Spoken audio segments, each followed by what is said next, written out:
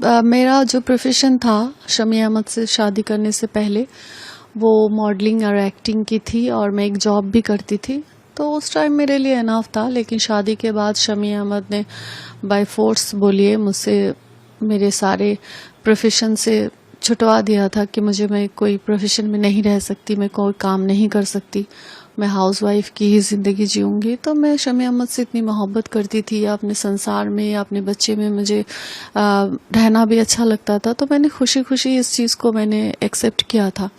لیکن اس کے بعد سے تو میں ابھی ہاؤس وائف ہی ہوں، تو اس حساب سے میری خود کی کوئی ارننگ نہیں ہے. تو ابھی ہمارا بھرن پوشن کا سارا ذمہ داری شمی احمد کو اٹھانا ہی پڑے گا. لیکن اس چیز کے لیے اس نے ڈینائی کیا تو ہمیں کورٹ کا دروازہ کھٹکھٹانا پڑا.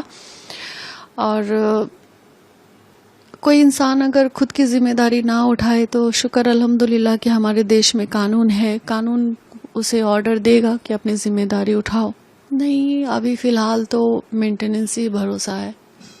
کوئی انسان بھی نہیں چاہتا کہ کسی انسان کے ساتھ رشتہ جو ہے اتنا خراب ہو جائے. لیکن اگر جس انسان کے ساتھ آپ رشتہ جوڑ رہے ہیں وہ انسان ہی اگر خراب ہو، انسان ہی اگر کرمینل ہو، اور کرمینل کے شکل میں گندے ذہنیت کے لوگوں کے چہرے پہ لکھا ہوا تو نہیں ہوتا نا کہ وہ انسان گندا ہے، غلط ہے اور کرمینل ہے. وہ ان فیوچر آپ کو بہت بڑی مصیبت میں گرائے گا، آپ کی زندگی اور آپ کے بچے کی زندگی کے ساتھ کھلواڑ کرے گا، اس کا کیریکٹر نہایت ہی گندا ہوگا.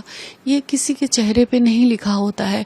اور بہت ساری مہلائیں ہیں جو بہت ساری پرابلمز کو فیس کرتی ہے، تو اسی حساب سے میں بھی ایسے شکار ہو گئی. میں یہی کہوں گی کہ اللہ تعالیٰ نے بڑے بڑے گنہگاروں کو معاف کیا ہے، تو یہ بھی اپنے ہر کوکرم سے توبہ کرے، گندی ذہنیت کو صاف کرے.